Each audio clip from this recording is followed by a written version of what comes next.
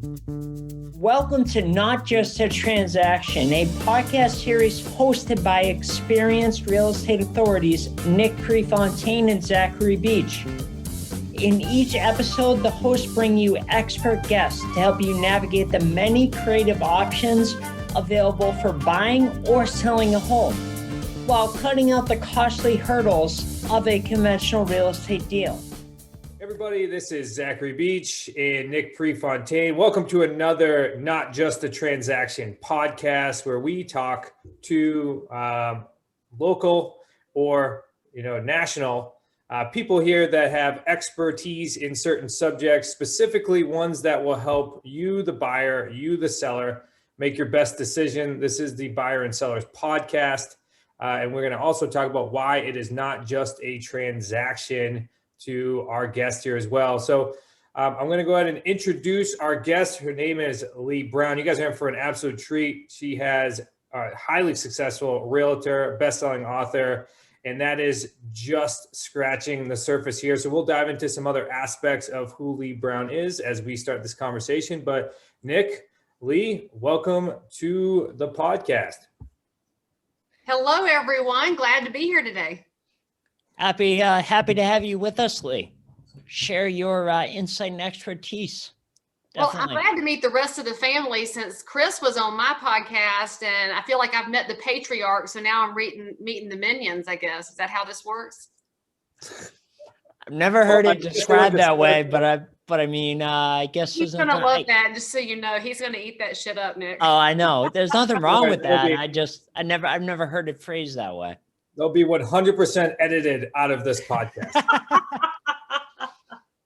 Oh, I love it. So Leigh, I gave this a brief introduction of who you are, but you are in so many different facets of not only the real estate business, but I know you have some involvements in government and policy and all that as well. So if you could, let's start with who you are from your perspective, and that way the listeners can get a better idea of who's chatting today. Absolutely. Well, I am Leigh Brown. I am a realtor for the last 21 years. I do primarily residential real estate. And here in the last year, I've moved a lot into multifamily and land development just as the market continues to move. I like to grow and learn with it, which is the feature and the bug of being the daughter of a realtor. My dad became a realtor in 1978. His dad was a custom home builder. So this is all in my blood. And in the time frame that I have been a realtor, I've also opened, more than one brokerage. I sold my property management firm, which was the happiest day ever in my real estate life here in Concord, North Carolina, just outside of Charlotte. But full disclosure, I still hire a property manager because I can't stand the low margin, high headache end of the business. And God bless the ones who do. That is not my wheelhouse because I know me. And what me likes is really smart real estate decisions. And I love helping my neighbors figure that out because as you have already referenced with this concept of being more than a transaction, my hashtag has been more than houses for a long time because we have to think beyond the sign in the yard and beyond the one purchase, the one sale for the neighbor who bought or sold that house, but also for all of us, because America is the last country with good property rights left on earth, and they're seriously under attack right now, which is why a lot of my volunteer efforts go toward the advocacy side, working in housing policy, which is not very sexy, so people don't pay attention to it until it's too late. So I am wearing a lot of different hats, but I do it because I love real estate. I love what it does for people and building generational wealth and stability and security and building entrepreneurs. And that's a long answer to your question. But if your listeners have figured anything out about me by now, it's that I don't answer anything with less than about 4 words. Well, Leigh, I wouldn't know that you wore any hats because your hair is so nice. Thank you, Nick. I will tell my hairdresser to listen to this episode because he takes great pride in my hair. Brownie points, Nick. He's learned that skill, brownie points. I love it. So, I mean, you're obviously doing a lot, and then you said that you're really working on policy. Like, why is that important to you? Because I think that when you work on policy, that it affects everybody. So it's going to affect the sellers that are listening to this. It's going to affect the buyers. It's going to affect the realtors. It's going to affect the investors. So there's all of that. So tell us why that's important to you. Well, full disclosure, I'm a political junkie. I have been my whole life. I love politics because I look at that as its own sport. And I grew up running track and playing softball, so sports is in my blood. And unfortunately, political sport is a blood sport right now. And whose blood gets left on the field is not the politicians. It is us, the people, the citizens, because there are decisions being made every day that are huge, giant, massive ramifications. But the expectation is that the public won't pay attention to it, because if I start talking about GSEs, the government sanctioned entities, that's Fannie Mae and Freddie Mac. Well, most people just heard wah, wah, wah, wah, wah, wah, like I'm Charlie Brown's teacher, because it suddenly feels too big and too wonky to understand. But what you should know is that Fannie and Freddie are the underpinning of the 30-year mortgage. It's a government-backed note which allows banks to lend money on favorable terms to the consumer, and also to the bank, but to the consumer. Without the 30-year fixed, most of us, including me and the two of you, I'm going to just wager a wild guess, your first house was a 30-year fixed mortgage. It was probably something with a lower down payment because you were trying to get into the marketplace with that first primary residence. So if you lose that, you're never getting it back. I mean, look at Obamacare as an example, and I don't care where you are politically. We all can agree Obamacare has been an unmitigated disaster for healthcare because it has jacked up everybody's cost. It has made care harder to get, and still every politician says they want to fix it. They don't want to fix it. They like having problems because then they can pretend they have a solution. But what happens is we've now played defense for the last 12 years trying to find a better solution. I don't want to see that happen in the real estate side and in private property rights, because if we take away the 30-year fixed, you think we're ever getting it back? Hell no, because politicians have a vested interest in not making things right. I want to be the voice that says we need 30-year fixed mortgages. That's where affordability has its stronghold, and we have affordability issues right now. I want to protect people against onerous property taxes, which a lot of consumers are starting to question now with the public schools being shut down for so long, which are primarily funded by property taxes. What is going on with our dollars? They're our dollars. And when you think about this as a homeowner, you're paying taxes on your property, which you also have to upkeep because you got to take care of your investment. So I don't mind paying taxes if I feel my dollars are well spent. They're not always well spent. So if I don't speak up for that, who's going to, Zach? I mean, this is the question we have to ask ourselves. You can't assume that somebody else is going to do it, because I enjoy it, and I enjoy the reading and the research, and I enjoy figuring out the challenges. And I also love looking for solutions. That's one of my strengths. And it's frankly probably why I lost the 2 times I ran for office. I'm way too solution focused and less on creating fear mongering and hollering amongst people. That's who needs to be at the front of these decisions. And from an investor standpoint, because most of your listeners are thinking, what is she talking about here? The 1031, if you're an experienced real estate investor, you know that that is one of the most beautiful tax laws we have that allows an investor to say, I've got a duplex, but there's a quadplex I'd like to buy over here. I want to take the money that's accumulated in equity in the duplex so I can buy something larger that has more doors. One of the keys to successful real estate investing, as we know, is having more doors. If you go from 2 to 4 and you can move that 50 grand over here without paying taxes right now, you can get the 4 doors. This investor is not avoiding taxation. They are simply delaying it until sometime in the future when they will pay taxes when they're done rolling up their real estate gains. But in the meantime, that investor went from providing 2 places to live to providing 4 places to live. That makes our community stronger when we have more supply in the marketplace, whether it's on the tenant side or the homeowner side. Well, that's one of those tax laws that's under attack right now. You have a lot of regulators that want to get rid of the 1031 because they see it as a chance to grab the tax dollars between the duplex and the quadplex. But any savvy person would know that if you want to tax the dollars between the 2 properties, all you're going to do is put the market on freeze, because that investor is going to say, I'll just stay in my duplex. I'm not going to move it if I'm going to get taxed on it. So then you hurt the market because you hurt supply. And all of those things are big economic drivers. They're big decision makers that most of the public has no information about because it's not sexy enough for CNN and Fox News to bring talking heads on to fight about it. So regulators do, in this essence, what they want. I'm not comfortable with regulators making decisions that affect my property without my input. I love it. Well, Leigh, I love what you said, especially at the beginning when you talked about how you were too solution orientated, focused on that, and to run for office, to be able to be elected for office because you were looking for solutions. We're looking for solutions for all of our buyers and sellers, and that's what we do every day, and that's part of the one of the reasons that we're doing this show, that we're doing this podcast, to help buyers and sellers out there. So we appreciate you sharing your insight. I mean, Nick, can you imagine if we had real estate professionals, whether they're practicing realtors or they're experienced investors or they're people who do the private money lending, if that was who was making our decisions from elected positions, that would be an entirely different set of outcomes.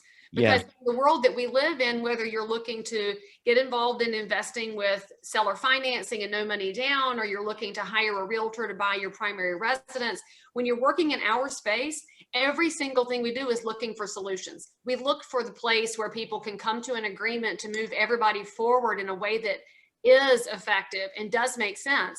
I do believe if more of us were in office, you would see a different outcome than a whole bunch of people who have this mindset of, if I just get in there one time, I'm set for life, which is why I'm also a fan of term limits, just to be honest with you. But Absolutely. the big It's funny if is never solve it, but we're always solve it people. Yeah, exactly. If that happened, I can't even fathom what would happen, how efficient the world would be if like someone like us got into office. Yeah, that's amazing.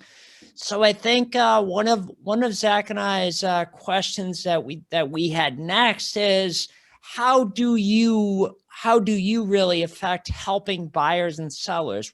Where do you see yourself doing the most good in that respect? From a policy standpoint or from a practitioner standpoint? No, from a practitioner, like from a day-to-day. Oh, my number one thing that I bring to my buyer and seller clients is absolute 100% truth telling.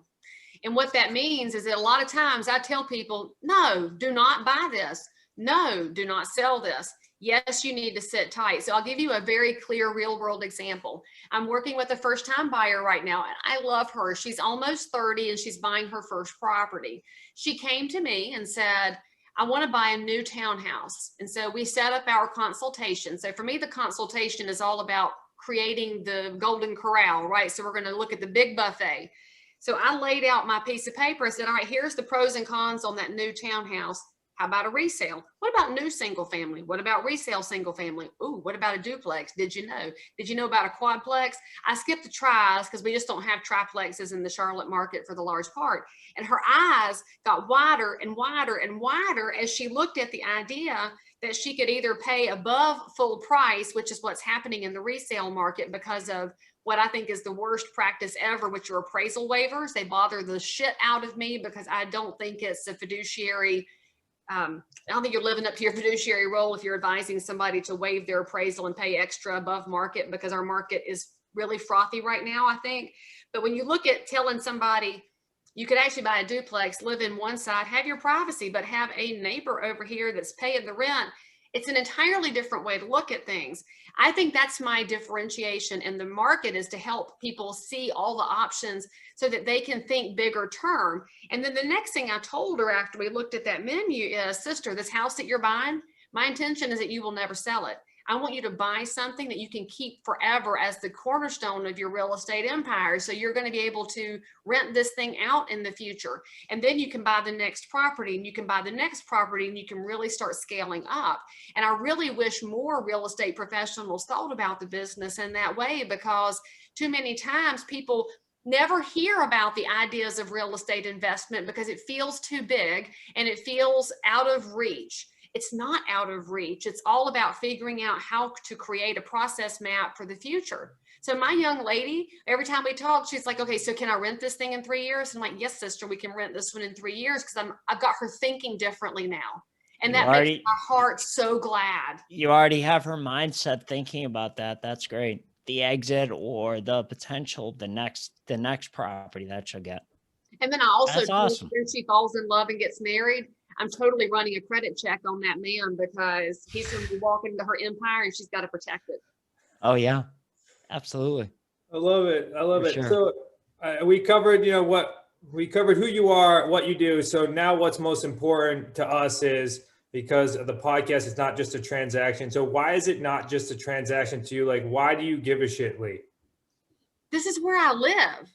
Now, how often do we forget that when we're dealing with real estate, whether we're buying or selling investment properties or doing anything related to this? This is the dirt we walk on. It's the dirt we live on. It's where our kids' friends live. It's where our kids want to buy and our grandkids want to have a place. There's so much future casting that goes into real estate. And I know that from where I live, right, my neighbors across the street have been in their house for 48 years. My neighbors next door have been there for 46 years. They don't go anywhere. I know them, their kids, their grandkids. So I see the generational structure of those families. I also know that at some point they're not going to live there and somebody else is. And so everything that I do in real estate is going to dictate that other neighbors are going to have the chance to do what those folks have done, live in a house, have stability, raise their kids and their grandkids in the way that they see fit, which is the liberty of being an American, to take care of your family in a great way. And that's where you have to think about real estate beyond the transaction.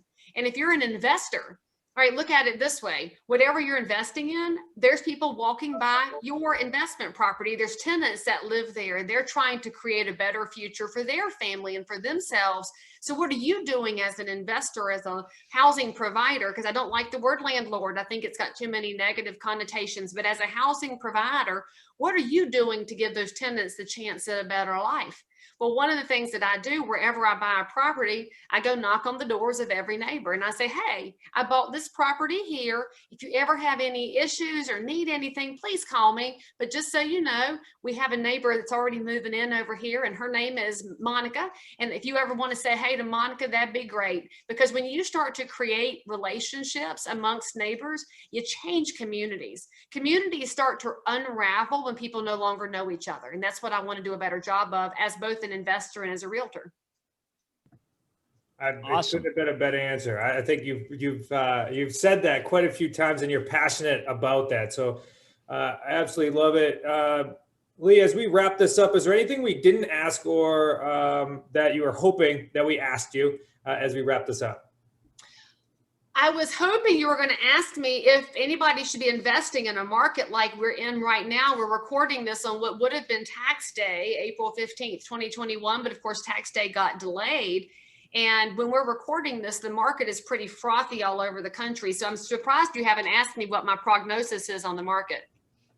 Well, go ahead. You asked. What's your crystal ball say, Leigh? What's your crystal ball say?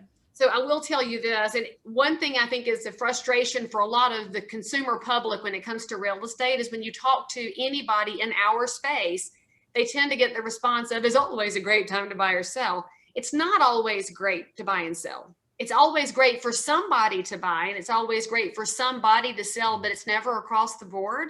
So I do think right now the market is pretty frothy, but also interest rates are low. So for the person who's buying a house next to their mama, and we know they're going to stay there for 25 years, could they probably pay above appraised value? Entirely possible, because that's a specific scenario. But can you define that? Sorry to interrupt you. Frothy. Can you define that for our listeners? What do you mean by that? Frothy is a bazillion offers and very few properties to sell. The supply and demand ratio is out of whack. Yes. And okay. I guess you could look at it as when you're making a latte or a cappuccino and you don't leave enough space in the cup, and you're going to make that little froth for the top because we get to draw a picture and it's really pretty. But if the cup's too full, it runs over the top. And then you lose all the pretty froth because at some point the cup only holds so much. And I look at it in this way. The supply and demand situation is out of whack right now, but demand has shown no signs of letting up because demographically, y'all are younger than I am. I mean, Claire all knows how old I am, but younger people, you are a huge generation. The millennials and the Zoomers are just now starting to buy. Y'all were delayed in creating households and you were delayed in getting out of your parents' houses, but the pandemic pushed a lot of people out who said, oh, I've been living in the basement. Oh, hell no, I am not working from home anymore from here. And they've moved into the market. So we have increased demand. We also have an immigration situation, which is likely to increase demand as well. But supply hasn't gone anywhere. And if you want to know why supply's not going anywhere, it's overburden of regulatory situations and permitting, because our local governments are out of control with what they charge builders and developers. And that's why, friends, things are too high on the new construction side. It ain't the builders, it ain't the developers. It is materials. It's not really labor, but your biggest problem are your local elected officials. And mark my words on that. Go to planning and zoning and see if Leigh Brown ain't right. But anyway, that situation's out of whack right now, but it's exacerbated by the emotion that comes into the market. And so pandemic has created emotions that cause people to bid, and they're bidding outside of logic. They're bidding into emotion, and that's what creates that froth. And that froth is where you're giving up your strategic decision in favor of emotion. And I don't think that's sustainable for the long haul. I do think we're going to have higher demand than supply for quite some time. But should you be paying above appraised value? I think those are specific scenarios. And the more we see that happen, the more it throws the market out of whack as far as what things are actually worth. And we know this in every market, right? There are some zip codes right now that are selling so high, you're like, I don't think y'all know what y'all are buying. That's under the flight path. It's next to the highway. There was a brownfield there, and there's a lot of issues, and nobody's talking about the issues because we act like everything in real estate's great. But we all know that a rising tide does raise all boats, but when the tide falls, the rocks appear really quickly. So I do think it's a great time to buy if you're smart about it. And I think it's a great time to sell if you're smart about it. But for heaven's sakes, you should never do any of that without talking to an educated local professional, whether it's your realtor or it's your investor coach or it's somebody who understands what your general goals are, because some properties will fit and some won't. Well said, Leigh. Well said. This has been another fantastic episode of Not Just a Transaction. So if you're listening to this on iTunes or wherever else you choose to listen to, make sure you're rating and reviewing. And also, if you're looking to work with the Pre-Property Solutions team, make sure you go to prepropertysolutions.com/podcast and fill out that contact form. We are happy to help. Everybody have a fantastic day, and we'll see you next Wednesday.